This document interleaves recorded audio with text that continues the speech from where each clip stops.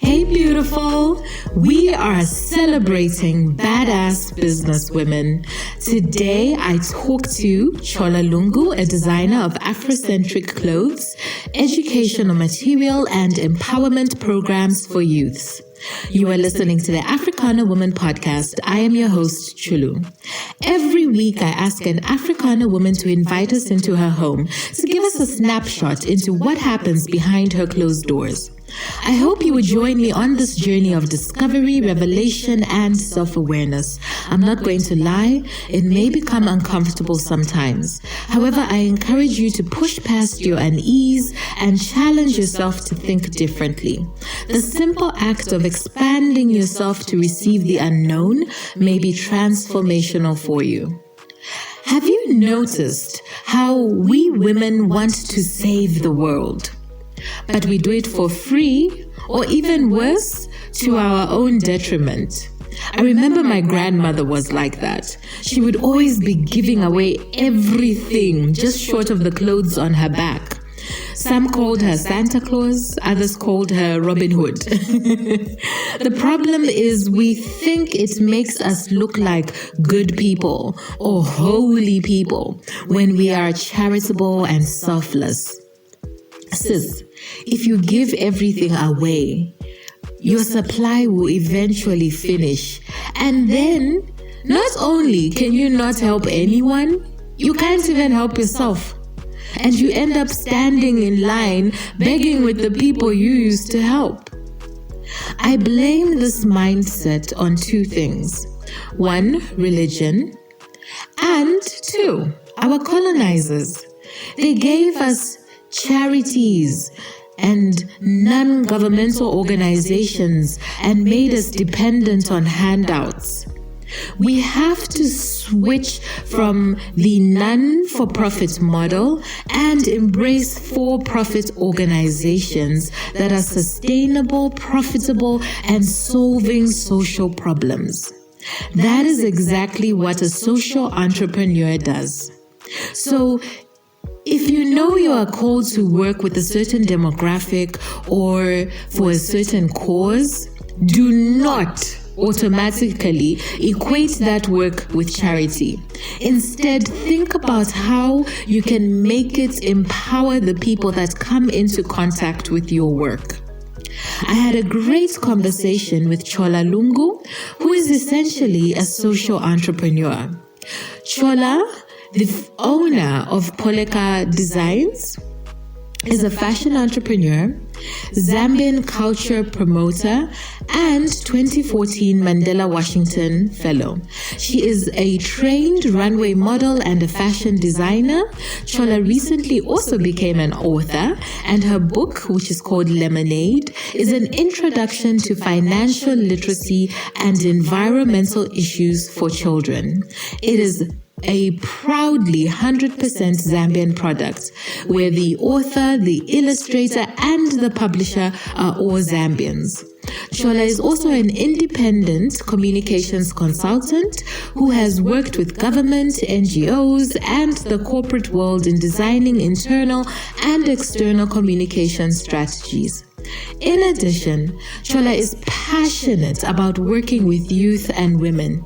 She has been a volunteer at Africa Directions in Mutendere for 6 years and with Njira for 4 years, which is also in Mutendere. Njira provides free fashion and design courses for GBV survivors. So please enjoy this conversation, and I hope you will have a different understanding of what it means to be a social entrepreneur. It doesn't mean you have to be poor, huh? Enjoy, dear. Hi. Hi. How are you? I'm good. How are you? I'm good. You look lovely. I know you've had a busy day. Yes, it's been crazy, but I made it. Thank you. Thank you so much for joining. So I was just telling the audience a little bit about you and your brief bio, which is that you are a designer, but we want to dive deeper into who you are. So could you tell us a little bit about your background? Oh, wow. Okay, so I'm trying to keep the camera straight. As you said, my name is Chola Lungu. My mom's from the north. That's where the Chola comes from, and my dad's from the east. That's where the Lungu comes from. I'm married now with 3 children. I have 2 sons and a daughter. I'm passionate about working with young people and just helping them make responsible decisions early in life. I just always wanted to teach, and my parents wouldn't let me, but I think my career has kind of led me back to that. My degree is also in politics and sociology, and I've ended up working in mostly communications. Okay. Politics and sociology. So when you say your parents didn't want you to teach, what did they want you to do? Well, I come from a very political family, so I think that was a bit expected. My dad wanted me to, although my dad wanted me to be a pilot, I don't know why. My mom, I think, thought more diplomatic service or I don't know, but they didn't want me to teach. But I've ended up teaching, and I love it. So you are a fashion designer and you are a fashion entrepreneur, or I guess also a social entrepreneur. Can you tell us a little bit about what it means to be a social entrepreneur? I think for me, it's solving problems while making money. That's good. So there are problems, like I work with youth in Tendere and Chilenje, and I work with 30 young men. Those are my mentees that I've been mentoring for the last 3 years. But with the women's side, I work with Njira, which is an organization that was set up for survivors of gender-based violence and young women who haven't completed school. So we teach them fashion and design. So while counseling them and helping them go through their issues, we teach them how to sew and design. And what I do is I volunteer, I go in and make the product ready for market. I look at the quality, I give them ideas of how to improve. So that's the social entrepreneur side of it. I see. So what happens on the market end and selling the product? The profits go back to the ladies, to the young girls? A percentage of it, and then to the organization. Okay. So this is an organization that you founded? No, I'm just a volunteer. I've been going there for 4 years now. Okay. No, that's fantastic. That's great. Well, I also know that you are an author of a book called Lemonade, and I was very excited when I saw it, when I saw that you had launched it. Tell us a little bit more about Lemonade. So Lemonade is really an introduction to financial literacy for children. I started writing it in 2014 when I was in the US as a Mandela Washington Fellow. And this is because I saw children selling lemonade, and I was wondering what they were raising money for. And my sons were much younger then, but when I thought about how my sons treated money and how the kids the same age spoke about money was very different. So I started writing it then. I came back, finished it in 2015. And for me, it's just that we never talk about money with our children. My parents never discussed money with me until I was much older. So it's a discussion I feel we must have much earlier with children. It's a book that I want a reader, a teacher, a parent reads it to their children, that it will encourage conversations around earning money, valuing it, and also saving it. So for me, it's like the first edition to just setting the foundation and introducing characters that the children can follow and use or copy. And what has been the response so far? It's been really good. I mean, people are seeing more than I was expecting. when you've worked on a project for so long, sometimes your ideas are so narrowed down to the one point you want to make, but different people reading it give you perspectives of what they're feeling or what they're seeing or the reaction from their children. I like the reactions from children more because I think they made me also see the environmental side of it. Children also made me see the teamwork side of it. It's based on an orphanage that's about to be sold, and then the children sell. We've been encouraged the owner to renovate an old warehouse where they start selling lemonade. So it also, somebody also spoke about finding simple ways of making money, especially for children, that you must show them basic ways and that you don't need like $1,000 right now, but you can start small. Yeah, I think, definitely financial literacy is something. I guess people or our parents assume that it's taught somewhere along the way in our education. Like there's so much money that's spent on education, you go to university, but then, no one ever really sits you down and just says, okay, this is good financial management. And then when you grow older, you find someone has got a very good job, but they're living hand to mouth, and it's, I do agree that it's so important to start young and having these conversations. I really do commend you on that. So I'm actually curious, why are you, you said that you mentor 30 young men, and why do you have that interest in mentoring young men? I think for so long I've been having events for young women. It came natural because I know at what age what they're feeling and what they respond to. And then I think having sons was the first challenge. Just thinking, okay, what do boys want? How can I inspire them early? How can I motivate them early? And so I started having conversations around with youth at Africa Directions, where I'd been going anyway to do other volunteer work and just to help with my research around designing programs for adolescents. So I started first just by inviting guests like men to just come in and talk to them. And I realized that we've made a lot of assumptions around how males process things, how they assimilate information. So for me, I was just like, okay, I'll adopt them for a year and work with them. Then it went to 2 years, and now we're in 3 years. Some members in the group have come and gone because they leave town or they moved to another location. So half of them are from Tepero, and the other 15 come from Chilenje. So, it just kept growing. I honestly thought I'll have 2 or 3, workshops with them and we'll be done. But I kept thinking, gosh, we've made such assumptions about what they think about the female body, the female mind, about themselves, the pressure that comes from just society, expectations. And so that's how it's still going. I'm still learning. Yeah. I can't say I've figured it out. Yeah.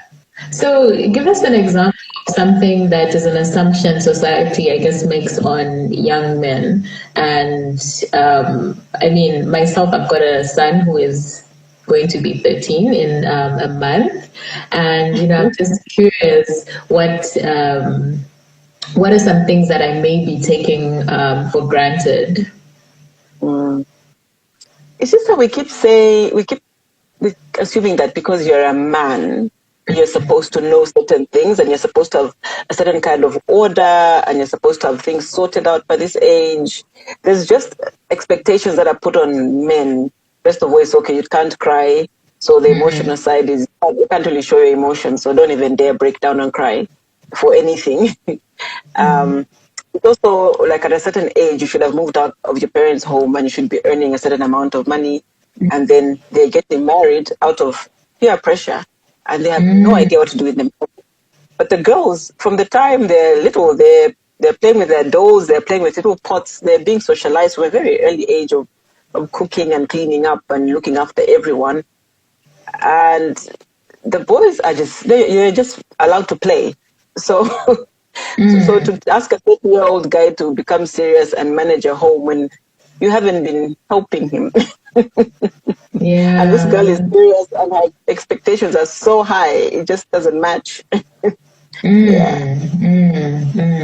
Yeah, that's very true. I think, especially like in our Zambian culture, when it comes to educating, with like traditional education, there's a lot of concentration on the woman, but then who is actually mentoring the young men and, helping them? Because, I mean, when you look at the statistics for divorce, they're so high.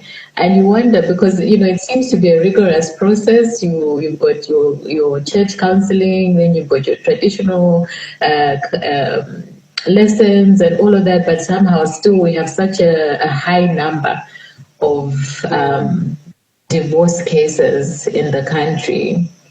Yeah, so there's definitely a disconnect somewhere. Yes. I think one party is very ready and the other party is kind of figuring it out as they go. So what do you think can be done to help our young men? So you've got a program like you've started, but then when we're looking at our, we've got our nephews and so on, what can we do to assist them? I think just as much focus as we put on girls to prepare them for their future, we must do with the boys. Whether it's issues of their own bodies, their hygiene, whether it's money, whether it's relationships, because one of the conversations I had was just on just basic relationships, like what relationship do you have with women, with your mother, with your sisters? And one of the guys actually said, it's so sad that nobody trusts me because there's so much defilement. Suddenly nobody trusts us with the kids. Everybody looks at us as we're guilty before anything has happened, or everybody just assumes we will do the worst thing. Harm them. Yeah, you will harm them. So I think with just as much energy and as much focus and passion, the pressure we put on girls, before they hit puberty, even young boys before they hit puberty need those lessons on, you need to take a bath, you need to be clean, you need to respect people. What do you and I mean, I have conversations with my sons now because my boys are 10 and 12, only because of what I've been seeing. I don't think if I had been doing this for the last 3 years that I would be this open or or make But time. How are your boys though? Are they open to have conversations with you? Because when I start talking to my son, he's like, oh my God, like stop. I mean, they do start like that. They would definitely, they will do that, especially the older, the 12-year-old. The 10-year-old is still like, yeah, he just turned 10. So he's like, yeah, okay. So I'll say, what's happening to your body? What's going on? I mean, you have to be as blunt as possible, just as graphic as you can be with girls. Even with boys, you cannot be shy about it because somebody else is going to give them information, and you won't be able to control it at that point, because then you've been giving them little small doses when somebody else would just open up a whole can of worms, right? So I'm curious, with your the young men that you mentor, how old are they? Like what range of ages are they? Oh, from 16 to 30. Oh, 30. Okay. That's interesting. That is interesting. Okay. So, and then how did they feel about a woman coming to speak to them? How did that pan out? I think they've been used to me going to the center to run other programs. So they know me. And I also, in the beginning, when I wanted to target just those 30, I brought in a lot of males. So I was probably usually just emptying it. And then eventually I started, with questionnaires and asking more questions and bringing in women as well. So they relaxed. Yeah, they relaxed. And a lot of them are peer educators. So they're pretty open young men. Okay. Sis, are you like me? I literally live by my calendar. If it's not on there, it does not exist, nor does it happen. But quick question, are you on your calendar? I don't mean all the activities that you do for and with others. I mean, do you have a day that is all about you? not babies, not bae, not work, or anything else that keeps you busy. I'm asking you to be your own bae. So one day a month, Africana Woman will host in-person events in Lusaka that give you permission to practice self-love. This is not just another networking event. Restaurants and cocktails. No, darling. Instead, we're partnering with local businesses to give you unique experiences like paint and sip, a ladies' hike, or a body positive dance class. Like, you do not want to miss this. So come on then, join us, sign up today, be your own bae. Find the link in the show notes or go to africanawoman.com. Now back to the conversation. Do you think that there are enough male role models in our society? Wow, no. I think we need a lot more. I mean, when I ask them things about the conversations they have with the males in their lives, they're just like, they speak to us when they're sending us or when they're upset with us. So they're not really, for girls, we have so many opportunities to have conversations with our sisters, with our aunties, our grannies. At every stage, there's a woman kind of speaking and mentoring. Some of the women you just follow on social media and they're mentoring you. But for men, it doesn't seem like it's coming natural for them to actually seek a mentor. So for the mentors themselves, I think unless they're professional mentors, they're not spending time just, like women find all sorts of opportunities to speak to young girls for free. So it doesn't come naturally to them as it as it does to us. Yeah. And moment. Yeah. Do you think that's a cultural thing in terms of us maybe not being comfortable with speaking about our emotions, or why do you think there's that block to say that, for an older man to only speak to a younger man when they want to send you or they're upset with you? That is quite a powerful statement. Yeah. Or when they say they want to get married, so it's a serious conversation. It's just not. By the way, let's have a talk about what you're feeling today, or what you want to do with your career. So I don't know. It's most anywhere you go, I think males just don't have as many conversations as we do. We will have so many conversations over anything, over a cup of tea, But men, unless, maybe in the pub, but I think half the time they're bragging about stuff. I don't know what they talk about in the club, in the pub. Yeah. I don't think they're sitting mentoring each other. No, it doesn't. So I think I just feel like for the next generation of our young males, there must be more platforms and more opportunities for them to open up about life. That's so true. I think, for the women, it's so structured, and it will take us some time to get to that same level, I think, for the men, but I'm still hopeful, and it's wonderful that you are one of the people that's pioneering such work. So I wanted to find out more about your work as a communications consultant. What exactly do you do? What does that look like?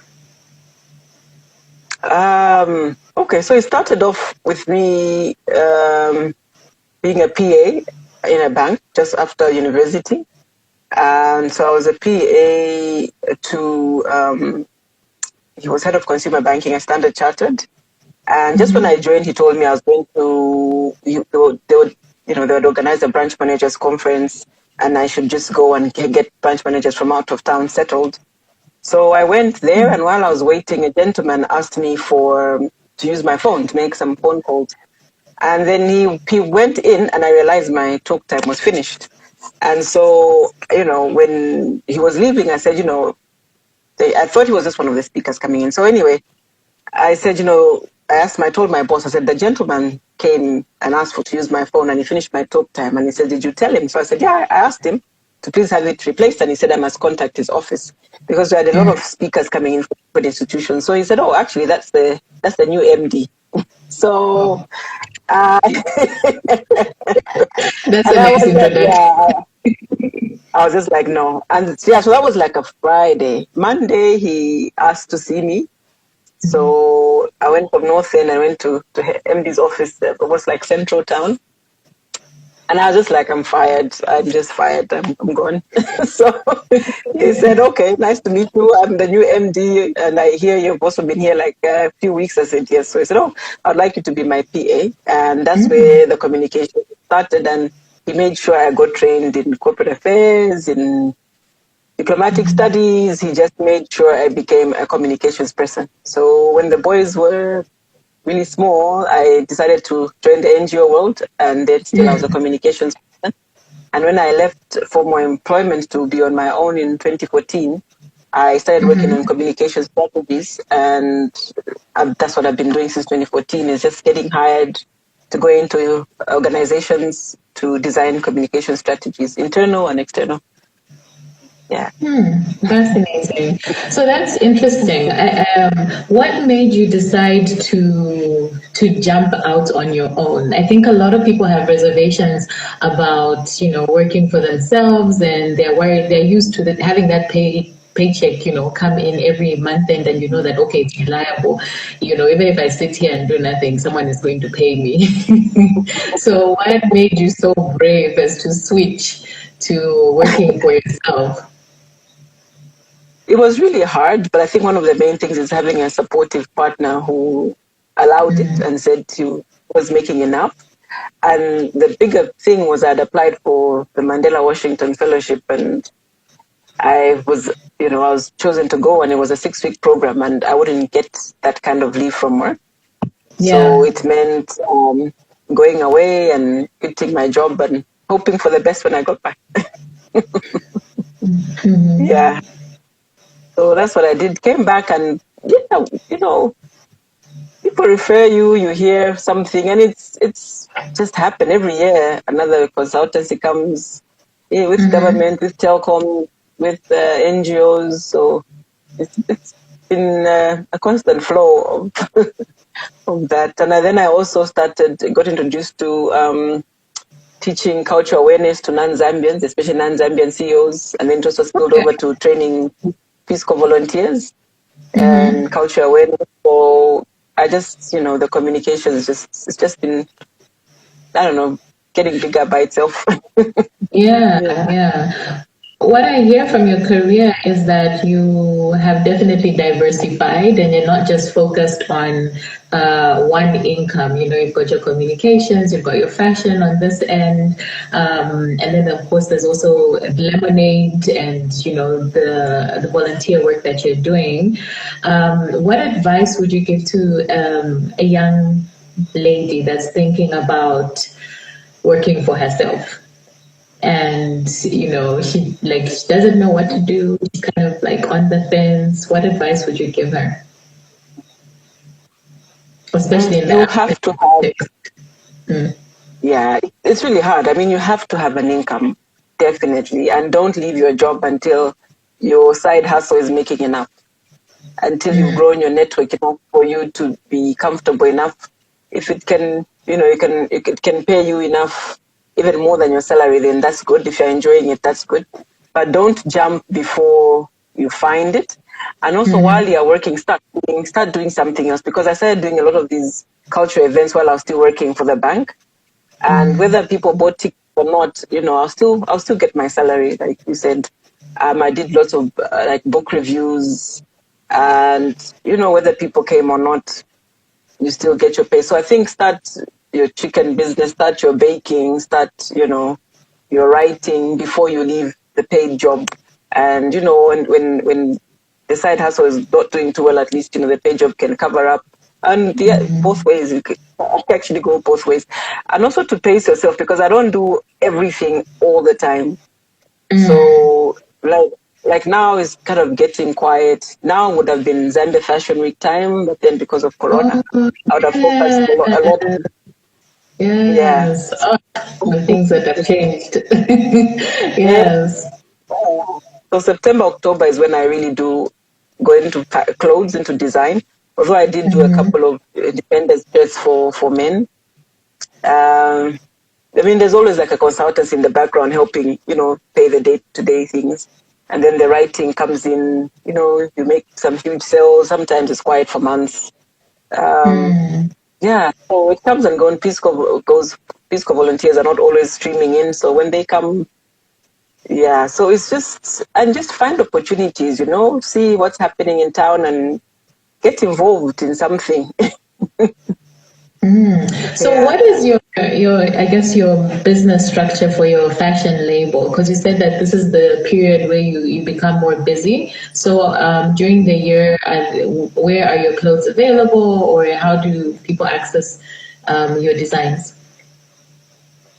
Okay, so it's actually was like a hobby that grew. I was doing it to distress, to just have fun. My background in the fashion industry is I trained runway model. When I lived outside Zambia, I went to a finishing school where I was trained in like charm and beauty and then runway, and yes. And when I moved back here, the modeling industry here wasn't that developed. But then I'll still go like to Pretoria to be retrained. So I think the last time I went was probably like 5 years ago to be able, it's really to almost like get certified to train models. Okay. But so that's where the fashion interest came in. So with the clothes, before I used to get orders, people would come in, the usual business of I turned my garage into a shop, do measurements, but it became too stressful because it was a business being run at home. So if a customer wasn't happy, they would come into the house. So what I started doing now is just making lots of stock, advertising what I have, and sell what's in stock. And then that's it. That's what I did for Women Independence. I made shirts for men, advertised to those I knew would buy, and That's interesting. That's an interesting idea. I'll tell you which outfit that I really, really love is it's like a white, almost like a shawl with a kente inside and a white skirt. I love that. I was like, I have to have that one.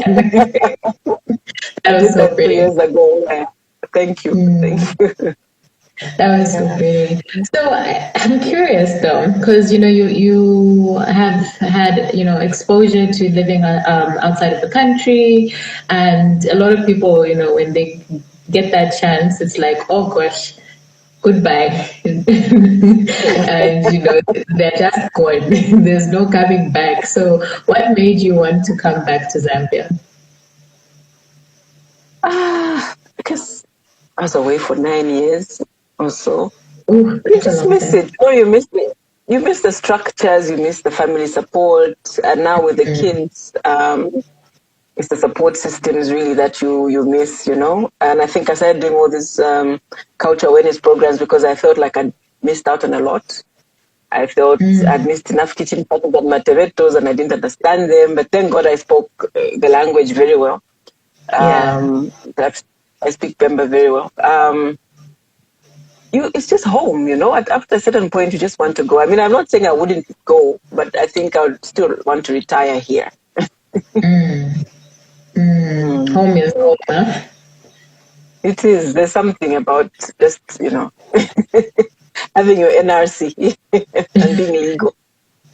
Yeah. And that's the one. That's what I said. Because I lived abroad for 7 years, and I think in my final year, my visa was denied. I was just like, you know what? I'm not about the illegal life. Let me just go back home where I can just walk into a place, and if I apply, no one will say anything.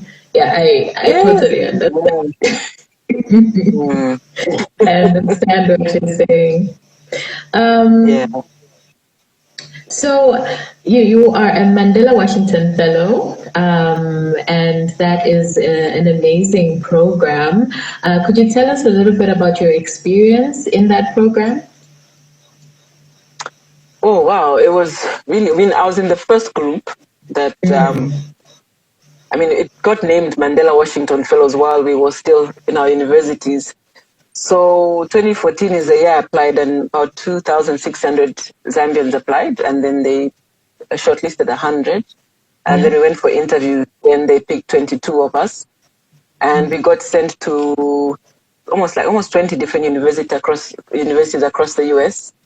And this was with fellow, African students from everywhere. So and some countries had more people than others. So where I went, there were 3 Nigerians, maybe 2 South Africans, but I was the only Zambian there, and we all lived like in a kind of a big brother house, but it was a hostel.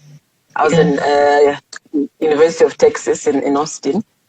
So then I was already married and had kids, so it was really awkward to have a roommate. And I had a brilliant roommate from Nigeria who came up with like a mother's delivery kit that she was selling. Because she said to me that the government hospitals there don't provide what the hospitals here provide.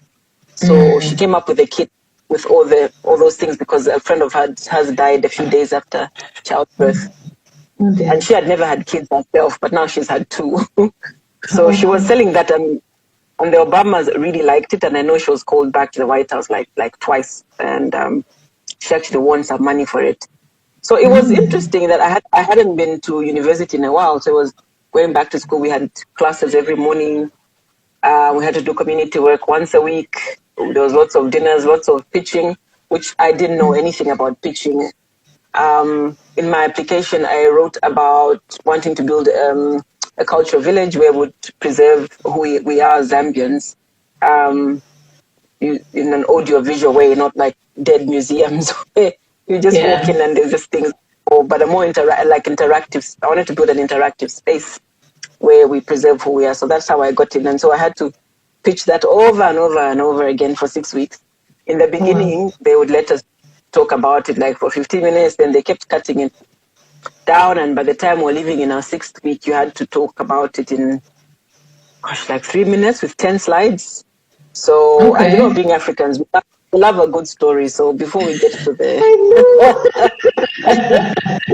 about the bush, it was the toughest thing I had to do, is cut down what I'm trying to explain, because I want to give examples. I want to tell you my problem. I want to tell you.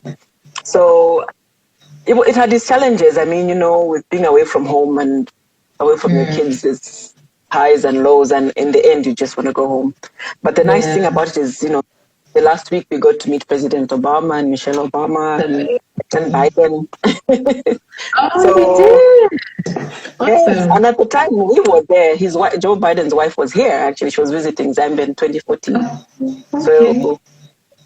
So it was a really, really nice time. But you come back home, you also go through like another cultural orientation, or because you've been used to high speed internet. And celebrate. And then I think I've never been so celebrated in my life. Like everywhere you went, there's like these are Obama's people. There was so much celebration around us. There was so much. Yeah. It was so funny because when we got back home, you get to the airport and there's one person receiving you. But when we were there, like there was always people moving us around, people managing us. We were so managed that you started feeling like a little celebrity. And you come back home and it's just like, okay, I need to back. And then there's back. There's load shedding. There's and I hear some people actually get depressed after programs like that because they're not prepared to. They're not for 6 weeks. It's you're really well taken care of. It's not like they're giving you money, but you're fed well. Yeah, exposures to senior people in Google, to like very rich people who come and talk to you about their businesses. I was in the business and entrepreneurship, so we were meeting a lot of business people in Texas. So it's, it was a very nice experience, to be honest. But when you come back home, is I think when you think, okay, are those some of the things I learned practical here? Yeah, like can I still do some of those things here? Can I, how can I? But I think one of the things is just makes you brave, because everything I've thought about doing since I got back, I've done. Whether it's flopped or not, I'm writing a book, I'm doing education material in local languages. Yeah. I'm doing it. Who do I need to see? I'll just go and knock, and if I'm told no, I'll keep knocking. Because even with Lemonade, I mean, I finished writing the book in 2015. Only last year is when I got a yes by NatSafe to print 1,000 copies. I was getting so many no's. Yeah, yeah, it kind of teaches you some persistence, and you just try a bit harder. So are we going to see the interactive museum anytime soon? Wow, I moved into a space I thought would be the museum, but hope is not gone.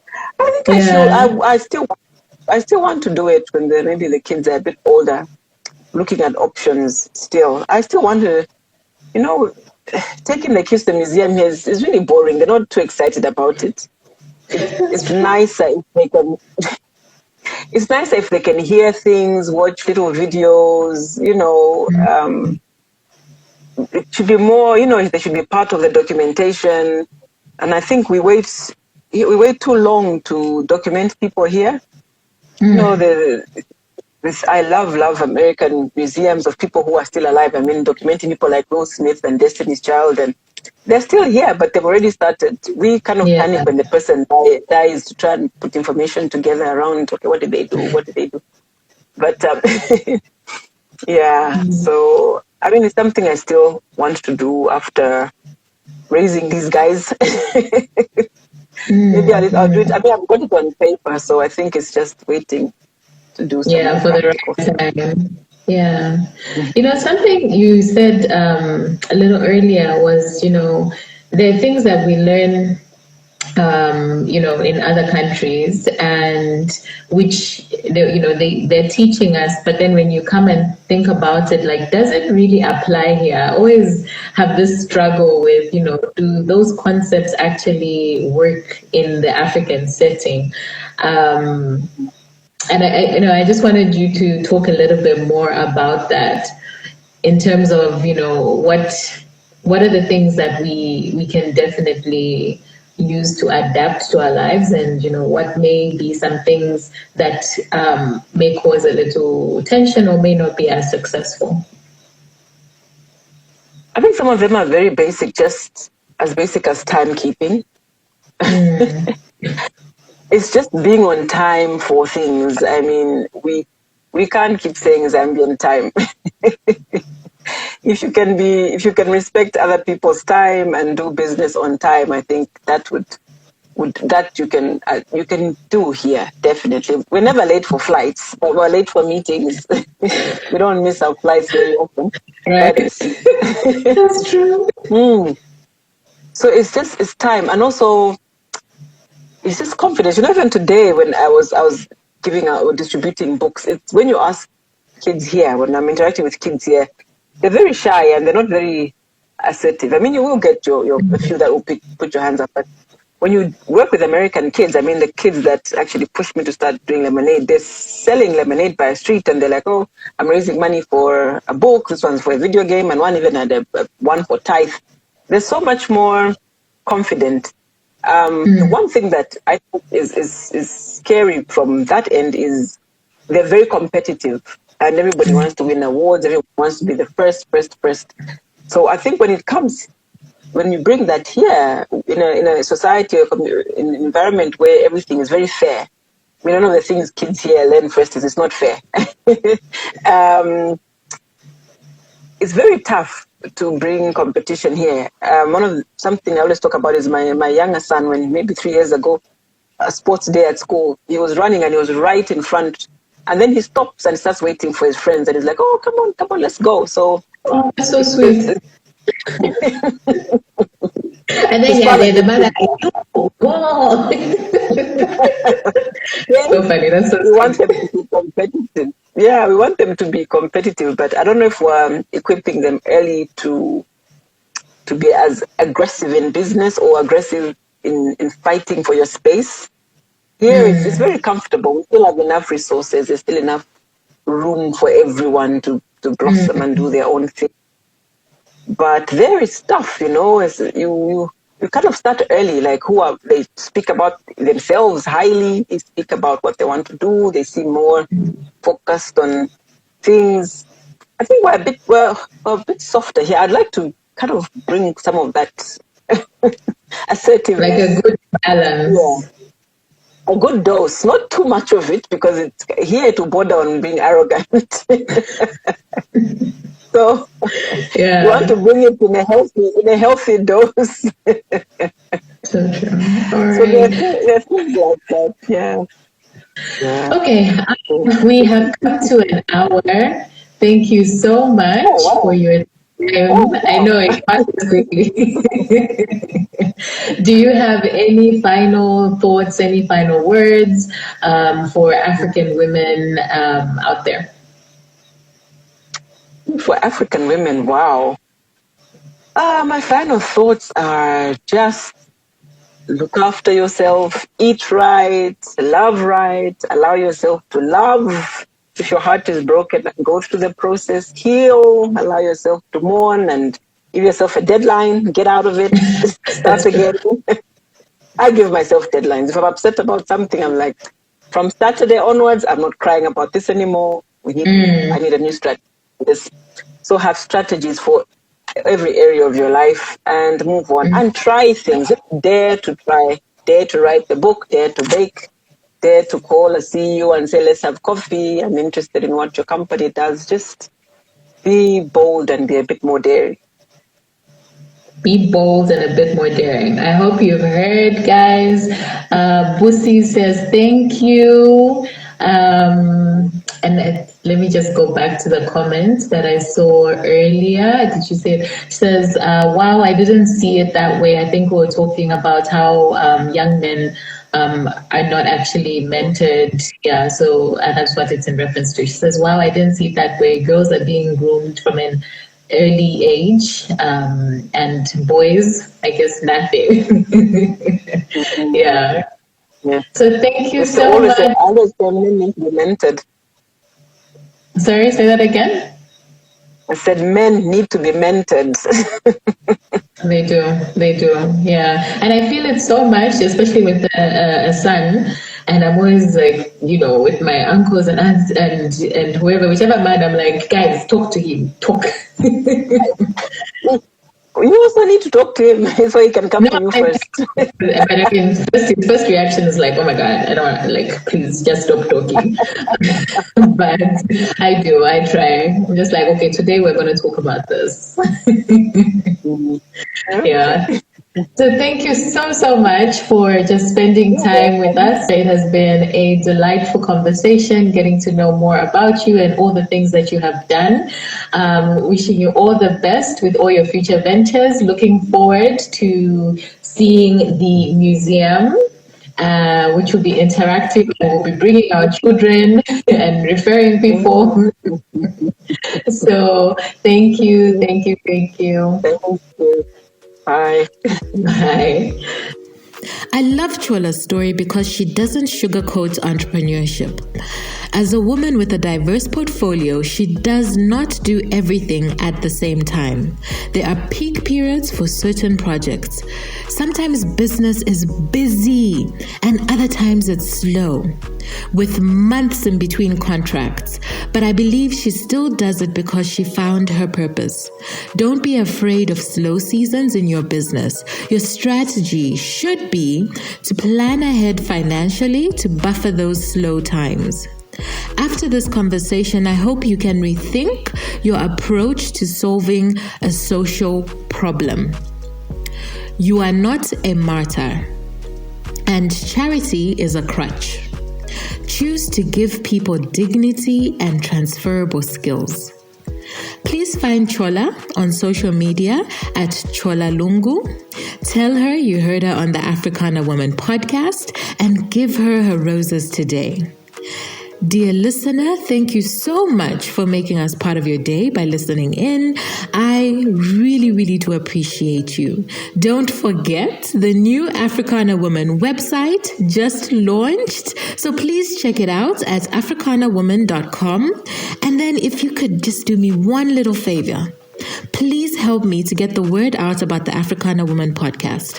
All you have to do is take a screenshot of this episode and post it on your social media stories.